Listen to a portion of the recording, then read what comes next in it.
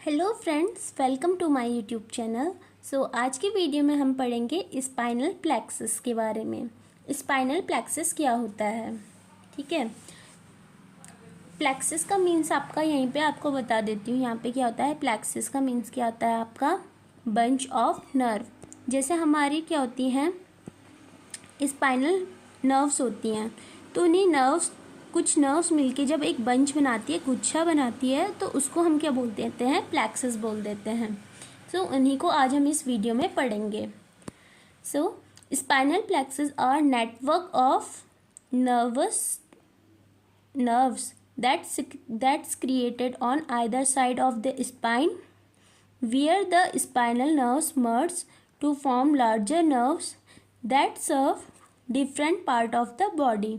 Spinal plexus क्या होते हैं, हमारा नर्व्स का ही क्या होता है, एक नेटवर्क होता है जो क्या होती है हमारी साइड ऑफ द न्यूरॉन में क्या होती है, मिलती हैं। फिर क्या करती है, हमारी डिफरेंट पार्ट ऑफ बॉडी को क्या करती हैं, सप्लाई करती हैं। फॉर एग्जांपल जैसे हमारी ये क्या होती है, स्पाइनल नर्व है, हमारी कितनी होती है, सर्वाइकल 8 नर्व्स होती हैं। तो जो हमारी फर्स्ट 4 सर्वाइकल नर्व्स हैं वो मिलके हमारी क्या बना रही है, सर्वाइकल प्लेक्सस। इसमें कौन कौन सी सर्वाइकल नर्व्स आ रही हैं, C1, C2, C3 and C4। इनको हम क्या बोल रहे हैं, सर्वाइकल प्लेक्सस बोल रहे हैं। उसके बाद जो हमारी C5 to T1 नर्व्स आती हैं उनको हम क्या बोलते हैं, ब्रैकियल प्लेक्सस, ठीक है। यहाँ पे क्या हो रही है, मिल रही हैं। उसके बाद जो आपकी T2 to T12 आती हैं, मतलब जो थोरेसिक नर्व आती हैं, उनमें क्या होता है, आपका प्लेक्सस देखने को नहीं मिलता है। ये आपको याद रखना है, थोरेसिक नर्व प्लेक्सस नहीं बनाती हैं, ठीक है। उसके बाद आती हैं आपकी C8, T12, L5 लंबर वाली प्लेक्सस को देखेंगे तो हमारी जो L1 to L4 है, L1 to L4 वो क्या बना रही है, आपकी लंबर प्लेक्सस बना रही हैं। उसके बाद आती है आपकी L4 to S4, वो सैक्रल प्लेक्सस बनाती हैं आपकी L4 to S4, ठीक है। ये जैसे आपकी लंबर प्लेक्सस और सैक्रल प्लेक्सस को मिलके आप क्या बोल सकते हो, लंबो सैक्रल प्लेक्सस भी बोल सकते हो। जैसे कुछ क्या है, भारत की औरतें हैं और कुछ अफ्रीका की औरतें हैं, तो भारत और अफ्रीका की औरतों को मिला के क्या बोल रहे हैं, लैम्बो सैक्रल प्लेक्सस, राइट। तो ऐसे क्या होते हैं, इनकी प्लेक्सस बनती हैं। और लास्ट में आपका 5th प्लेक्सस कौन सा होता है, कॉक्सिजियल प्लेक्सस। इसमें आपका क्या आता है, C5 आता है, ठीक है। उसके बाद नेक्स्ट स्लाइड में देखते हैं, total number of spinal plexus are 5 क्या होती है आपकी टोटल नंबर ऑफ प्लेक्सस आ गई। फर्स्ट वन मैंने आपको जो बताया सर्वाइकल प्लेक्सस, दूसरा है आपका brachial plexus, third one lumbar, fourth sacral and fifth one आपका क्या है, कॉक्सिजियल प्लेक्सस। ओके, एक मिनट है। इस इमेज में भी आप देख सकते हो डिफरेंट टाइप्स ऑफ प्लेक्सस, ठीक है। अब मैं आपको थोड़ा कुछ स्पाइनल कॉर्ड के बारे में भी बता देती हूँ। जब ये चैप्टर खुला ही है तो आपकी स्पाइनल कॉर्ड जो होती है, ठीक है, स्पाइनल कॉर्ड की अगर आपसे मैं आपकी लेंथ पूछूं तो वो कितनी होती है, किसी को पता है, एनी आइडिया? वो होती है आपकी 40 to 50 सेंटीमीटर लॉन्ग होती है आपकी स्पाइनल कॉर्ड, ठीक है। या फिर इसको ऑन एन एवरेज की बात करें तो वो आपकी कितनी होगी, 45 सेंटीमीटर। और अगर आपको इंच में पूछ रहे हैं तो इंच में आपकी कितनी हो जाएगी, 18 इंच, ठीक है। इसका डायामीटर कितना होता है, लेंथ तो मतलब फिर भी कुछ को पता होती है, डायामीटर कितना होता है, डायामीटर आपका होता है 2 सेंटीमीटर, ठीक है। अब कोई पूछे कि हमारी स्पाइनल कॉर्ड स्टार्ट कहाँ से होती है, तो स्टार्ट आपकी कहाँ से होती है, यहाँ से, यहाँ से मतलब फोरामेन ऑफ मैग्नम से, फोरामेन ऑफ मैग्नम। आप लिखते भी रहो, अपने नोट्स बनाते रहो, ठीक है। एंड कहाँ पे होती है आपकी, L1 में। अब कोई बोलेगा ये तो यहाँ तक दिख रही है, ये क्या होती है, यहाँ से निकल रही हैं आपकी, ठीक है, हमारी L1 में जाके ख़त्म हो जाती है। फोरामेन मैग्नम, अब किसी को बोल रही है फोरामेन मैग्नम क्या है, फोरामेन मैग्नम क्या होता है, हमारे एक होल होता है हमारे स्कल में, वहीं से क्या होती है हमारी फिर स्पाइनल कॉर्ड स्टार्ट होने लग जाती है, ठीक है। उसके बाद सर्वाइकल प्लेक्सस के बारे में पढ़ते हैं सबसे पहले, ठीक है। सर्वाइकल प्लेक्सस क्या होती है? हमने ये देख लिया था C1 टू लेके C1 से C4 तक जो हमारी प्लेक्सस है वो क्या हो रही है, हमारी C4 हो रही है, वो क्या हमारी सर्वाइकल प्लेक्सस है। ये क्या कर रही है, हमारे कहाँ पे जॉइंट होती हैं ये होती है हमारे जो हमारी नेक मसल है स्टर्नोक्लीडोमास्टोइड, वहाँ पे क्या होती है, मिलती हैं, ठीक है। किस किस को सप्लाई करती है? इट्स सप्लाई टू स्किन को, head, neck, chest and anterior part off shoulder और डायाफ्राम, इन सबको क्या करती है, हमारी सर्वाइकल प्लेक्सस सप्लाई कर रही है। इससे क्या होती है, हमारी फ्रेनिक नर्व ओरिजिनेट हो रही है। फ्रेनिक नर्व क्या करती है? फ्रेनिक नर्व हमारे मूवमेंट ऑफ डायाफ्राम में क्या करती है, हेल्प करती है, डायाफ्राम के मूवमेंट में हेल्प करती है, जो किस लिए रिस्पॉन्सिबल होता है, मतलब किस में हेल्प करता है, हमारे रेस्पिरेशन में हेल्प करता है। इसलिए जैसे हमारा सर्वाइकल प्लेक्सस में कोई प्रॉब्लम हो गई तो हमारी क्या होगी, फ्रेनिक नर्व भी डैमेज हो गई, डायाफ्राम भी ढंग से मूव नहीं करेगा, तो उसमें क्या होगा, रेस्पिरेशन से रिलेटेड प्रॉब्लम देखने को मिलेगी, ठीक है।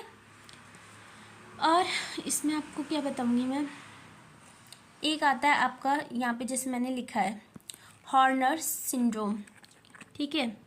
हॉर्नर सिंड्रोम, इसमें क्या होता है, अगर हमारी सर्वाइकल प्लेक्सस में क्या हो रहा है, डिफिकल्टी हो रही थी, उसमें एक सिंड्रोम देखने को मिल रहा है हॉर्नर सिंड्रोम। इसमें क्या और दिख रहा है आपको, एक तो टोसिस दिख रहा है, टोसिस मतलब ड्रोपिंग ऑफ आईलिड, जैसे आपकी दिख रही है आईलिड क्या हो रही है, थोड़ी सी झुकी हुई है, तो इसी को हम क्या बोलते हैं, ड्रोपिंग ऑफ आईलिड्स। दूसरा इसमें देखने को मिलता है मियोसिस, मियोसिस बोले तो कॉन्स्ट्रक्टेड पिपल देखने को मिल रहा है, छोटी सी हो गई है। और आपको देखने को मिलता है एनहाइड्रोसिस, एनहाइड्रोसिस मतलब loss of sweating on face, face में आपको स्वेटिंग देखने को नहीं मिलेगी। और इसमें क्या देखने को मिल सकता है, लाइक पेन आपको हो सकता है, फ्लशिंग आपको देखने को मिल सकती है, हेडेक देखने को मिल सकता है, और वो अपनी जो आई है उसको पूरी ढंग से क्या करेगा, क्लोज नहीं कर पाएगा। इसी को, इन सारे सिम्टम्स को मिला के क्या हम इसको बोल रहे हैं, हॉर्नर सिंड्रोम बोल रहे हैं। हमारी जो C2, C3 एंड C4 होती है ना, वो हमारे लिविएटर पाल्पेब्री मसल, मतलब जो हमारी आईलिड की मसल है उसको कंट्रोल कर रही है, इसलिए क्या हो रहा है, इसमें ड्रूपिंग ऑफ आईलिड देखने को मिल रहा है, ठीक है। उसके बाद ब्रैकियल प्लेक्सस, ब्रैकियल प्लेक्सस हमारी C5 टू T1 मैंने आपको बता दिया है। ये हमारी जॉइंट कहाँ पे हो रही है, मिल कहाँ पे रही है, ये मिल रही है आपकी एक्सिलरी एरिया में, ठीक है। उसके बाद ये हमारी किसको सप्लाई कर रही है, सप्लाई इन अपर एक्सट्रीमिटी को सप्लाई कर रही है। अब ब्रैकियल प्लेक्सस के अंदर आपकी 4 नर्व्स ओरिजिनेट होती है। फर्स्ट वन आपका क्या आ गया, रेडियल आ गया, सेकंड वन आपका क्या आ रहा है, एक्सिलरी आ रहा है, थर्ड वन आपका आ गया मेडियल एंड फोर्थ वन आपका क्या आ गया, अल्नर, ठीक है। इसमें हमारी कौन कौन सी कंडीशन देखने को मिलेगी अगर ये हमारी ब्रैकियल प्लेक्स डैमेज हो जाए। फर्स्ट वन आपका देखने को मिलता है अर्ब्स पाल्सी। अर्ब्स पाल्सी ये किसकी वजह से हो रही है, जब हमारी C5 एंड C6 नर्व क्या हो रही है, डैमेज हो रही है। जैसे अब आप अर्ब्स पाल्सी का ये देख सकते हो, इसमें क्या हो रही है, आपकी C5 एंड C6 नर्व क्या हो रही है, डैमेज हो रही है, ठीक है। इसमें आपका एक ये देख सकते हो अर्ब्स पाल्सी का, ये देखो ये हो रहा है आपका extension of elbow, pronation of forearm and flexion of wrist, wrist क्या हो रही है, फ्लैक्स हो चुकी है। इसी को हम क्या बोलते हैं, दूसरा नाम इसका देखेंगे, दूसरा नाम आपका इसमें आता है पुलिसमैन सिंड्रोम भी बोलते हैं इसको, पुलिसमैन हैंड भी बोलते हैं। क्यों, जैसे कुछ वैसे ऐसा कुछ है नहीं, जैसे रिश्वत लेनी होती है तो हम ऐसे सीधे सीधे तो नहीं लेते हैं, हाथ को ऐसे मुड़ाते हैं, इसलिए इसको हम क्या बोल रहे हैं, पुलिसमैन हैंड भी बोल रहे हैं। दूसरा नाम इसका क्या है, वेटर्स टिप। अब वेटर जैसे आपने देखा होगा होटल में टिप कैसे लेते हैं, ऐसे उल्टा हाथ करके लेते हैं, तो इसीलिए इसके 2 नाम और आ गए हैं, policeman hand and waiters tip. अब गया अब ये आपको किस में देखने को मिल सकता है, जैसे आपकी डिलीवरी होती है ना, तो डिलीवरी के टाइम पे जैसे शोल्डर डिस्टोसिया की कंडीशन आ गई, तो उसमें देखोगे कि आप इसमें इस बच्चे में क्या होता है, अर्ब्स पाल्सी देखने को मिलता है, ठीक है। उसके बाद आपका नेक्स्ट कंडीशन है क्लम्पकस पाल्सी। इसमें कौन सी नर्व डैमेज होती है? इसमें आपकी डैमेज होती है C8 एंड T1। इसको आप बोल सकते हो, इसमें आपका हैंड कैसा हो जाता है, देखो इस इमेज में बता देती हूँ। ऐसे आपका हैंड हो जाता है। इसको आप क्या बोल सकते हो, जैसे क्लो हैंड। क्लो हैंड आपका किस में देखने को मिलता है? क्लम्पकस पाल्सी में देखने को मिलता है। जैसे आप कैसे याद रख सकते हो, जैसे सिंगम वाला आपने देखा होगा ना, सिंगम वाला हैंड, वैसे ही इसमें क्या हो रही है, आपकी फिंगर्स क्या हो रही हैं, टेढ़ी हो गई हैं। ठीक है, सिंगम वाला हैंड ऐसे देखने को मिलता है। उसके बाद आपका थर्ड जो देखने को मिलती है कार्पल ट्यूनल सिंड्रोम। ये किस वजह से हो रहा है? जब हमारी मीडियन नर्व दब रही है ना, जैसे प्रेस हो रही है, उसमें प्रेशर पड़ रहा है, तो उस वजह से क्या होता है, कार्पल ट्यूनल सिंड्रोम देखने को मिल सकता है। मोस्टली ये किस में हो रहा है? जैसे आपको कंप्यूटर ऑपरेटर्स देखे होंगे ना आपने, ऐसे उनके हाथ थोड़ा टेढ़े से रहते हैं कंप्यूटर की डेस्क में, उनमें देखने को मिलता है। इसको आप कैसे देख सकते हो? इसमें आप क्या करवाते हो, एक फैलन टेस्ट करवाते हो। फैलन टेस्ट जैसे आप ये देख रहे हो ना, ये जैसे कोई इंसान है, कंप्यूटर ऑपरेटर ही समझ लो। इसमें क्या है, इसके हाथ जैसे मुड़ रखे, ऐसे करवाने हैं हमने उसको, जैसे दोनों हाथ उल्टे करके मिला देना है। जैसे ऐसे करवाएंगे ना उल्टे हैंड, तो हमें तो कोई दिक्कत नहीं होगी, लेकिन उनमें क्या होगा, पेन देखने को मिलेगा। तो इट मीन्स क्या है, फैलन टेस्ट पॉजिटिव है, मतलब उसमें कार्पल ट्यूनल सिंड्रोम देखने को मिल सकता है। ठीक है, उसके बाद आता है आपका रिस्ट ड्रॉप देखने को मिलता है। जैसे इसमें आपको क्या देखने को मिलेगा, जैसे हम पेशेंट को बोलेंगे अपने हाथ सीधे करोगे, तो उसके हाथ जैसे ऐसे लटके हुए रहेंगे। ये किस वजह से देखने को मिलता है? ये भी रेडियल नर्व की डैमेज होने से देखने को मिलता है। सैटरडे नाइट पाल्सी मतलब एक ही पोस्चर में लेटने के वजह से, जैसे हमारी रेडियल नर्व डैमेज हो जाती है, तो उस वजह से सैटरडे नाइट पाल्सी देखने को मिलती है। और हनीमून पाल्सी, इसमें भी क्या हो रही है आपकी, इन तीनों में आपकी रेडियल नर्व प्रेस हो रही है या फिर दब रही है, फिर उनमें प्रेशर पड़ रहा है। तो ये सब आपकी किस में देखने को मिलते हैं? ब्रेकियल प्लेक्सस में देखने को मिलते हैं। ठीक है, ब्रेकियल प्लेक्सस कंप्लीट हो गया। उसके बाद आपका देखने को मिलता है लंबर प्लेक्सस आता है आपका L1 to L4। ये कहाँ पे हमारी जॉइंट हो रही है? मिड इन फ्लैंक रीजन में आपको देखने को मिलती है। फिमोरल नर्व इससे ओरिजिनेट होती है, और ये हमारे किसको सप्लाई करता है? ये आपका सप्लाई करेगा लोअर एक्सट्रीमिटीज को।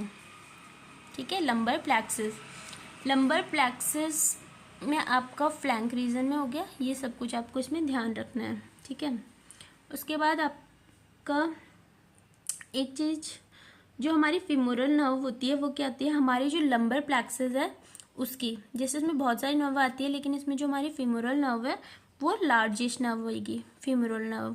ठीक है, लार्जेस्ट फिमोरल। उसके बाद नेक्स्ट स्लाइड में मूव करते हैं।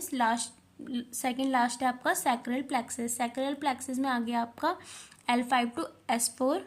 ये कहाँ पे जॉइंट होती है? आपके इंग्वाइनल एरिया में। इसमें हम आपकी 2 नर्व्स ओरिजिनेट होती हैं, एक पुडेंटल नर्व, एक सियाटिक नर्व। सुना भी होगा आपने, सियाटिक का पेन हो रहा है, तो इससे 2 नर्व्स ओरिजिनेट हो रही है। ठीक है, ये जो सियाटिक नर्व है वो आपकी क्या है? लार्जेस्ट नर्व इन बॉडी है। ठीक है, हमारी बॉडी में जो लार्जेस्ट नर्व देखने को मिलती है वो कौन सी होती है? आपकी सियाटिक नर्व होती है। सियाटिक नर्व में पाल्सी किस वजह से देखने को मिल सकती है? जैसे होता है ना बटक में, जैसे हमारे हिप रीजन में किसी ने गलत IM एडमिनिस्टर कर दिया, या फिर हमारा फ्रैक्चर हो गया, या फिर हमने काश लगा रखा है उस वजह से प्रेशर पड़ रहा है, तो इस वजह से क्या हो सकता है? सियाटिक नर्व में पाल्सी देखने को मिल सकती है। ठीक है, और इसमें क्या होगा? पेशेंट का फुट ड्रॉप देखने को मिल सकता है। ओके, पुडेंटल क्या करती है? हमारी पुडेंटल एक्सटर्नल जेनाइटल एरिया को क्या करती है? सप्लाई करती है। एक्सटर्नल जेनाइटल एरिया में आ गया जैसे आपका एनल स्फिनिक्टर एंड आपका यूरिथ्रल स्फिनिक्टर, तो उनको कौन सप्लाई कर रहा है? आपका पुडेंटल नर्व सिक्रीट करता है। जैसे आपका इसमें आ गया largest nerve in the body sciatic है, प्लस से आपका क्वेश्चन आ सकता है स्मॉलेस्ट नर्व कौन सी होती है? ट्रॉक्लियर। ट्रॉक्लियर आप किस वजह से स्मॉल है? नंबर ऑफ एक्सॉन क्योंकि इसमें कम है। और अगर ये है स्मॉल और दूसरी आपकी कौन सी होगी? ऑल्फैक्टरी। ऑल्फैक्टरी किस बेस में आपकी स्मॉल? लेंथ के बेस में। लेंथ छोटी है इसलिए ऑल्फैक्टरी स्मॉल है, और नंबर ऑफ एक्सॉन कम है इसलिए आपकी ट्रॉक्लियर स्मॉल है। ये सब आ गया आपका, ठीक है। उसके बाद आपका आता है कॉक्सिजियल प्लेक्सस। कॉक्सिजियल प्लेक्सस में आपका S4 एंड S5 आता है। ये आपकी कहाँ पे जॉइंट होती है? पेल्विक कैविटी में। ये आप इससे आपकी कौन सी नर्व ओरिजिनेट होती है? एनोकॉक्सिजियल नर्व ओरिजिनेट होती है। ये हमारे जो एनल कैनाल होता है और आपकी जो पेल्विक रीजन होती है उन दोनों को सप्लाई प्रोवाइड करवाती है, ठीक है। उसके बाद जैसे आप ये टेबल में सब कुछ देख सकते हो, ये प्लेक्सस का नाम है, कितनी इसमें नर्व जुड़ रही है, कौन कौन सी जुड़ रही है, कहाँ पे जुड़ रही है और कौन सी नर्व इनसे निकल रही है। सो इस वीडियो में आज के लिए इतना ही। Thank you so much. If you like this video please like share and subscribe to my channel. Thank you.